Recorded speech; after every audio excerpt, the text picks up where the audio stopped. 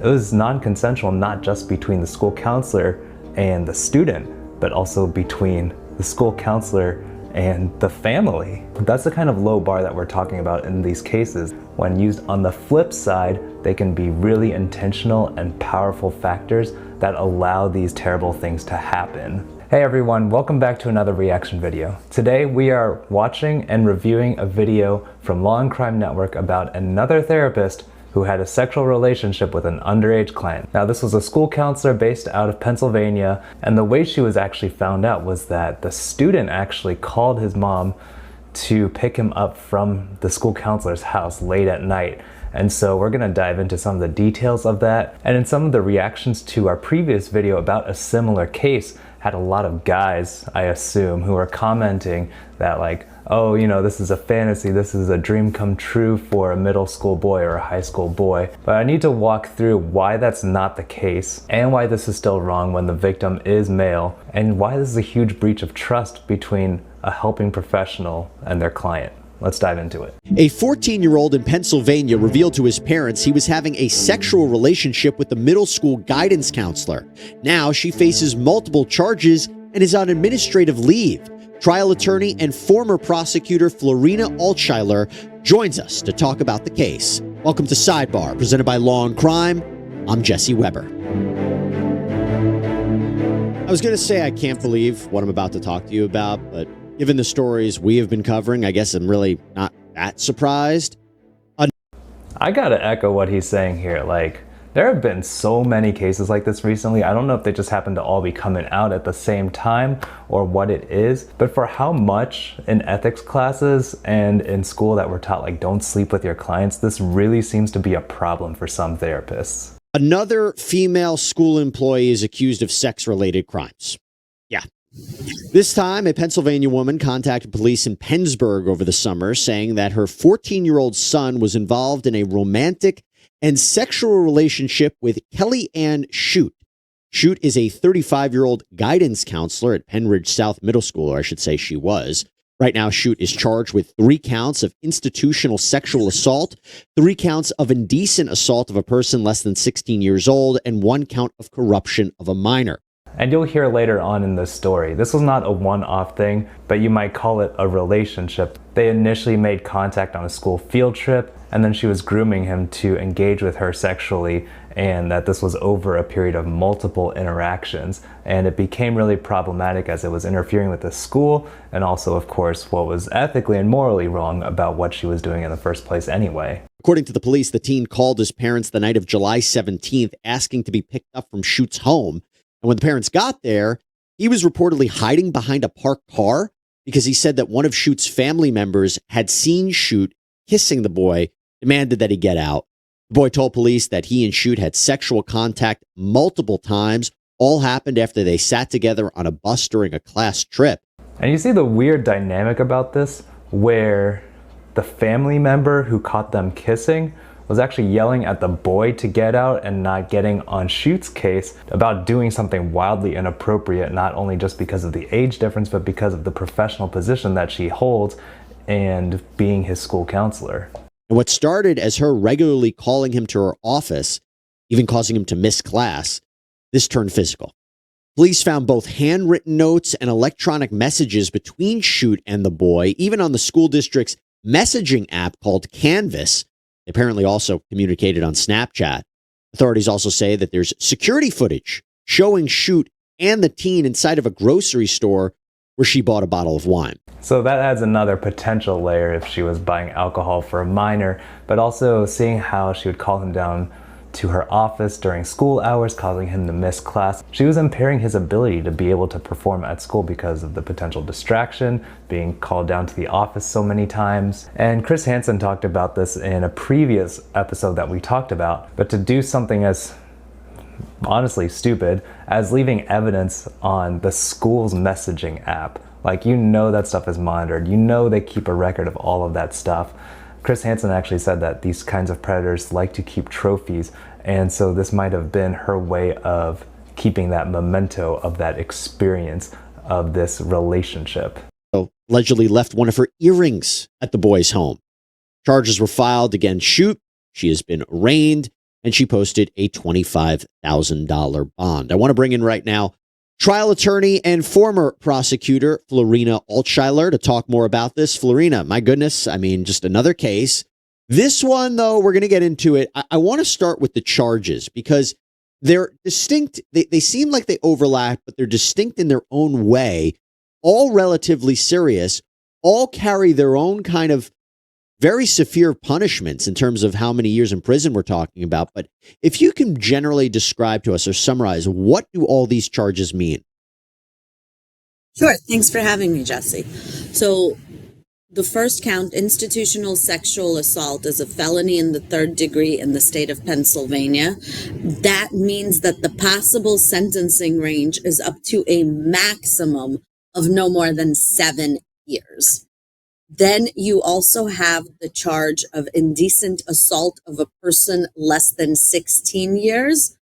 That charge is a misdemeanor in the second degree in the state of Pennsylvania, and that has a maximum sentence range of up to 2 years in prison with a fine of $5,000. I'm going to pause here real quick because what I'm not clear about, and this is, again, we're lawyers, please pop in the comments and explain to me, what's the boundary there of indecent assault of a minor under 16 years? Does that change if they're 17 or about to turn 18?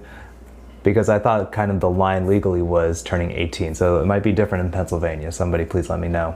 And then you have the charge of corruption of minors. Corruption of minors applies in two different ways. It sometimes applies to truancy, but here in this case, it's related to a sexual act.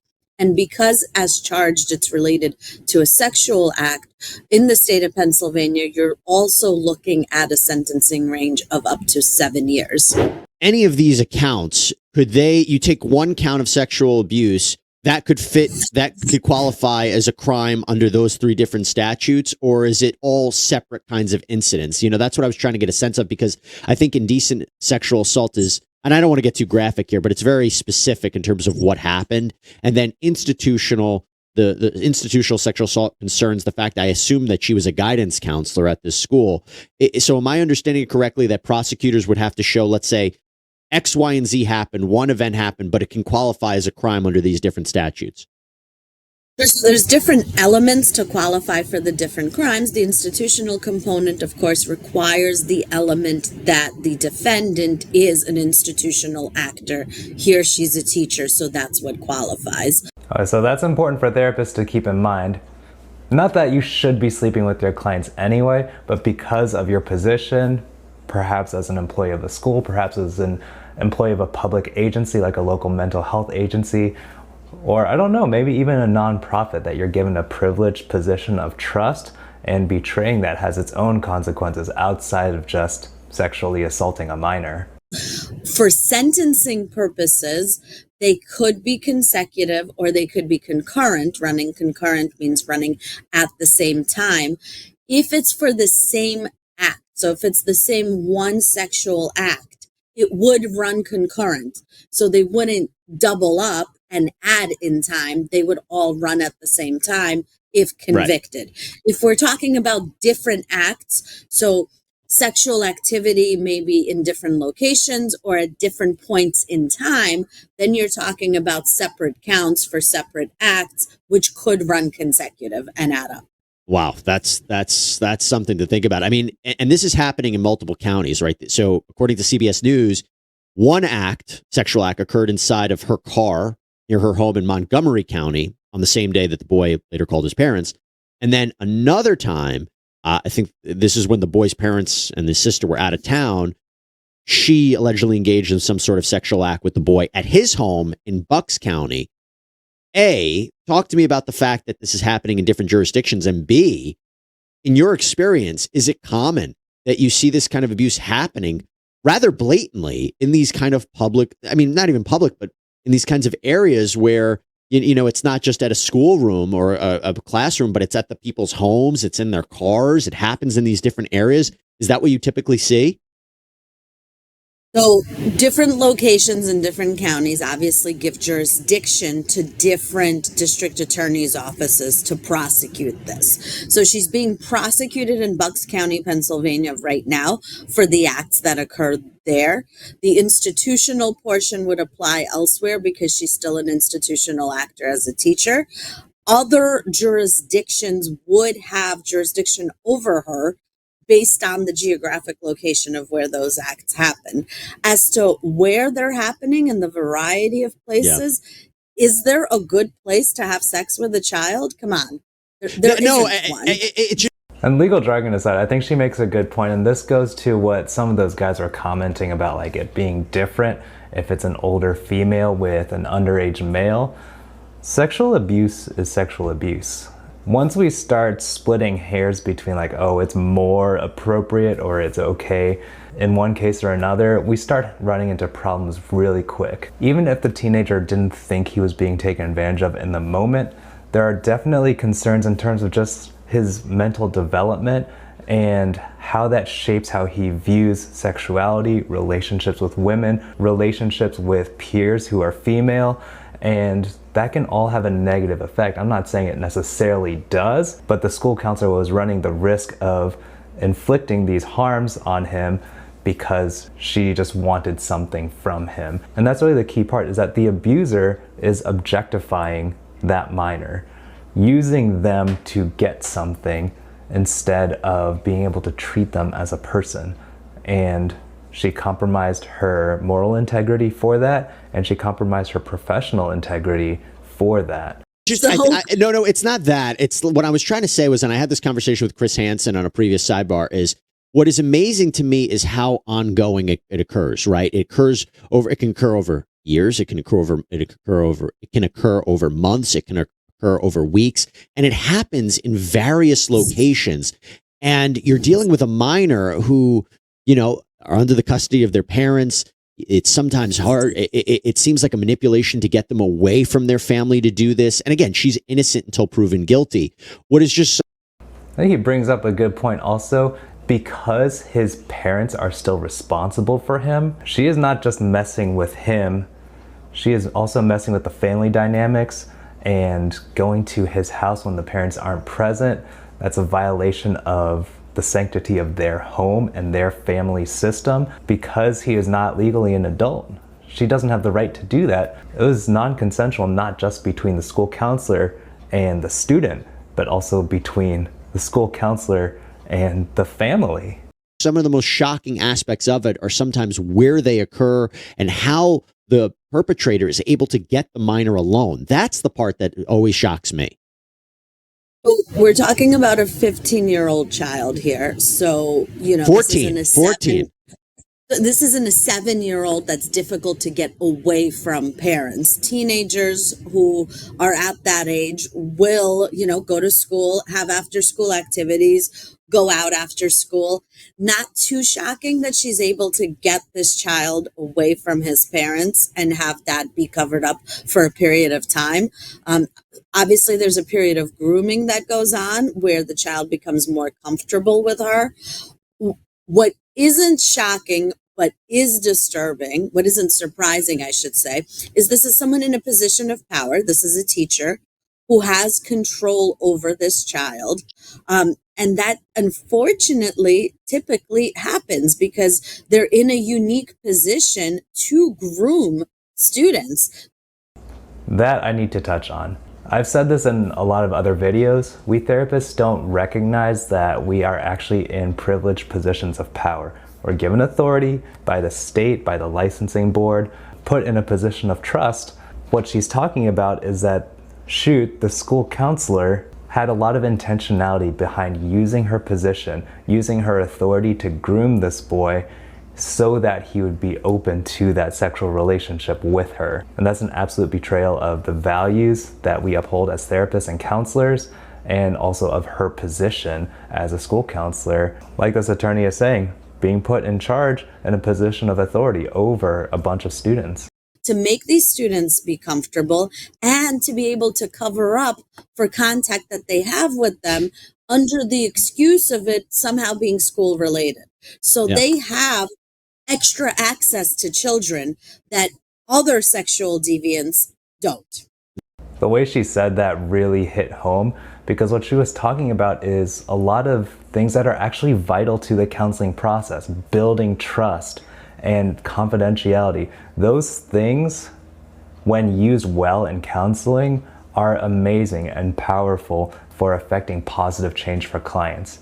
When used on the flip side, they can be really intentional and powerful factors that allow these terrible things to happen.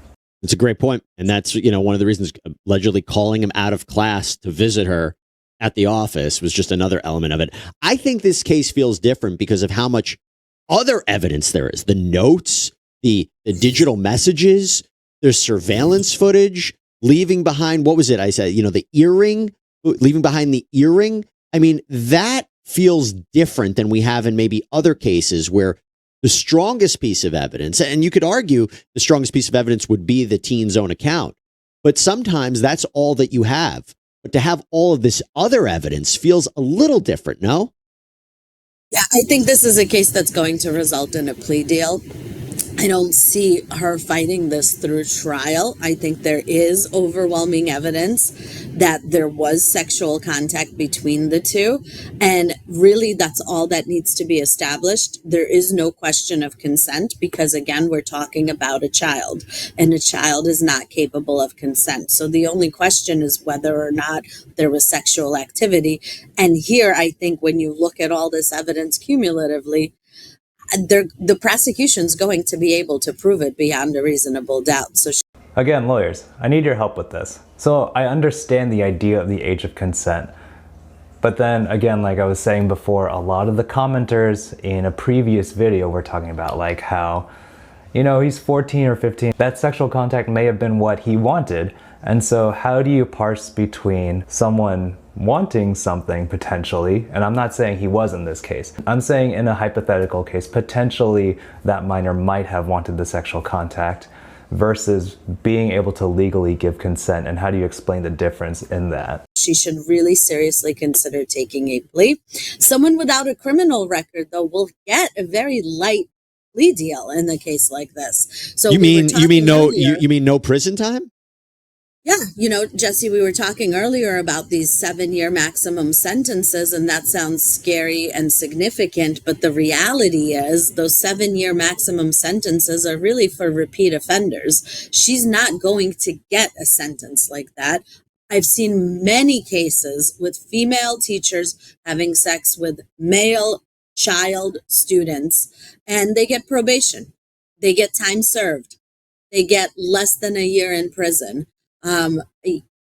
Is that okay? I think that's a question for society to answer, but it's within the sentencing range. That's crazy. There can be this much intentionality behind her actions, this much evidence, and it's possible, not guaranteed at this point because we don't know, but it's possible that she might not serve any prison time for that. That's really hard to imagine. And just like in the Jodi Hildebrand case, I hope there's some argument before the licensing board to not allow her to practice anymore because this was not a mistake that was a spur of the moment thing. There was a lot of intentional steps that got her to this point. You mentioned that when you have a female instructor or teacher or official with a male student, if it's reversed and you see a male teacher with a female minor, is that you see the same thing, these kinds of probation deals, or is it different? I think it's a lot harder, and in my experience in criminal defense, it is a lot harder for me to get a favorable sentence for a male offender in a sex crime than it is for a female offender. And certainly the sentencing guidelines have no gender distinctions, but I think in the eyes of society, unfortunately, there is a gender distinction. There's not much sympathy for male victims as there is for female victims. That's interesting to touch on. Less so about the adult that's involved, but for her to frame it as sympathy for the victim. So less sympathy for male victims as compared to the female victims. And socially, there is this false presumption that I do not agree with, that a male child victim somehow wanted it, and that this is some sort of pride badge, and that a female child, of course, could not have consented. And there is no difference on gender, in my opinion. No, it is strictly age-based. You're 100% right. I mean, if she did this, this is abuse. He is a victim. And I've talked about this before on the program where, sometimes the trauma of that may not be apparent immediately, but it can have effects on that child for years to come, for the rest of their lives. And not even if it's just the idea of, like you said, there is no consent here. That's not a defense. They are a victim. And yes, I agree. The way that it's framed can be different. I'm surprised, to say the least, that this could be a possibility of just probation if she pleads guilty. So I want to ask you about the school district real quick, because the charges were filed now, but the school district said it was made aware of these allegations back in the summer. They put Schutte on administrative leave. Penridge Superintendent Angelo Berrio said in a release statement, quote, "We must acknowledge the significance of maintaining the privacy of the student and their family involved in this matter. While we refrain from making premature judgments about the actions of the staff member facing prosecution, it is crucial to reiterate the district's stance against any inappropriate contact between a Penridge School District employee and a student. Such behavior will not be tolerated." Just read over that statement again. That's such a low bar. No inappropriate contact between a school employee and a student. That's the kind of low bar that we're talking about in these cases, that some of these professionals, especially the ones in the helping professions like the school counselor, can't hold to. And that's really sad. Is that concerning for you? Do you think that the school district could face liability by the fact that, they were made aware of this months before, but, maybe in a criminal investigation takes more time? I can't see anything that would indicate that they didn't take immediate action, but this guidance counselor was employed there. Could the school district face any kind of liability? Absolutely, they will face liability. I think there is a potential civil lawsuit for negligence, negligent supervision, negligent control, potentially even negligent hiring of this teacher. We don't know what is or isn't in her background and how thoroughly they investigated her in hiring her. But even assuming that that was fine, there's clearly negligent supervision, because this is inappropriate sexual contact with a student that is under her control. And the school district has a duty to supervise its employees, including its teachers, to ensure that this type of sexual contact does not happen, especially during school hours, which is... I think ideally that would be awesome, but I just don't know how realistically that would happen. Again, like we talked about in a separate case where a social worker was sexually abusing a client, if you have a licensed professional, they don't need to be clinically supervised. That means that nobody is regularly checking in on their cases and what they're doing with their time, how they're doing. They might have an organizational supervisor, maybe like a head school counselor or some administrative staff who might be over them and just be managing them, but they're not going to be on them for the duration of the school day. The most I can think of is if someone in a neighboring office had seen this student coming in and out so regularly from her office, they might check in like, hey, what's going on with that kid? Like, they seem to be getting called down a lot. But even then, that might not be so abnormal in a school counselor's office. So I don't know how the supervision model for school counselors in Pennsylvania works, but if someone happens to know, let me know, like, is this a realistic thing that the school would have been able to catch? Because with how many students school counselors are generally responsible for and how busy everyone is on the school administrative staff, it's hard to imagine that someone would have caught it. That's not to say that they might not be liable, because again, she was representing the school as a staff member there, but it's hard to see how they could have screened for that, especially if she was practicing independently and had no background to be able to point out like, oh, this is a sexual offender. What puts the liability on them more significantly. If this was in evening hours outside of school, they would still have an issue about potentially her grooming him during her contact with him during school hours, which would pave the way for liability. But for sexual contact to happen also during school hours, that is highly problematic for the school district and will likely result in some sort of money settlement. Now, as for Schutte, I mentioned she's out on bond. She is currently restricted from entering the school district premises or having any contact with any of the students or the staff. And of course, the alleged victim can go nowhere near him, have no contact with him. Florina Altschuyler, thank you so much for coming on, really breaking this down for us and giving us some more insight into these cases, because unfortunately we keep covering them because they keep happening. So Florina, thanks so much. Really appreciate it. So I think here's what needs to be said. This is clearly happening a lot. And that's really unfortunate, especially in the helping professions. You talk about people going into mental health to be able to serve other people, maybe to be able to help other people who were in similar situations to what they experienced as a child or growing up, or that they had to overcome. And then you have people who go into it because it gives them power, it gives them access, it gives them trust, and they turn around and abuse that. I wish I had some answer for how we can prevent that from happening. I don't. I think that ideally, this would be coming up during supervision when they're still not practicing independently, when there is somebody checking up on them regularly and signing off on they're allowed to continue practicing in this profession. But I was just talking with one of my colleagues about it the other day. That's not a question that you normally ask your supervisee. Hey, do you have any inappropriate sexual attraction to any of your clients? That's a hard conversation to have.